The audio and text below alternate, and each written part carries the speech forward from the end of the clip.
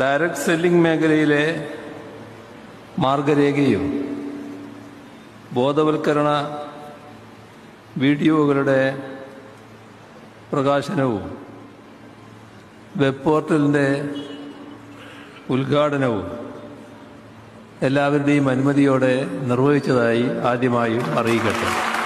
ഒരു കാര്യം മാത്രമേ പറയാൻ ഞാൻ ആഗ്രഹിക്കൂ. ഇന്നലെ വരെ നിങ്ങൾക്കൊരു നാഥനില്ലായിരുന്നു.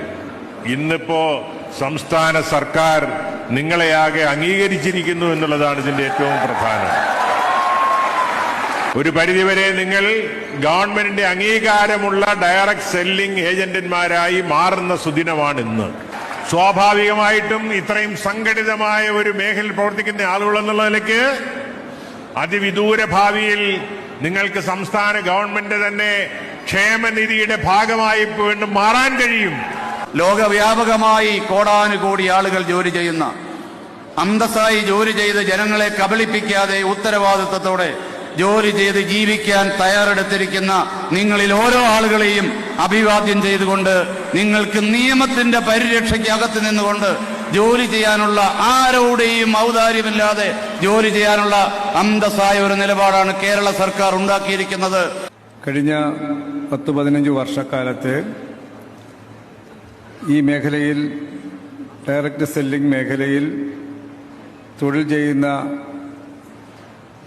ജീവനക്കാരുടെയും തൊഴിലാളികളുടെയും അതോടൊപ്പം തൊഴിലാളി സംഘടനകളുടെയും സംരംഭകരുടെയും എല്ലാം നിരന്തരമായ ആവശ്യമാണ് ഈ രംഗത്തേക്ക് ആവശ്യമായിട്ടുള്ള സംരക്ഷണം ഉറപ്പാക്കാൻ കഴിയുന്ന നടപടികൾ ഉണ്ടാകണമെന്നുള്ളത്.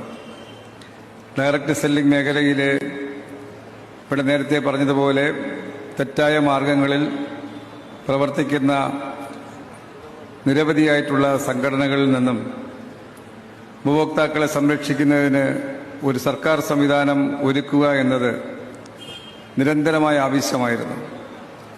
അത് യാഥാർത്ഥ്യമാകുന്ന ചടങ്ങായതുകൊണ്ട് തന്നെ വിവിധ മേഖലയിലെയും തൊഴിലാളി സംഘടനകളുടെയുമെല്ലാം ആയിരക്കണക്കായ പ്രവർത്തകർ ഇവിടെ ഈ പ്രഖ്യാപനത്തിൽ സാന്നിധ്യം വഹിക്കാൻ എത്തിച്ചേരുകയുണ്ടായി.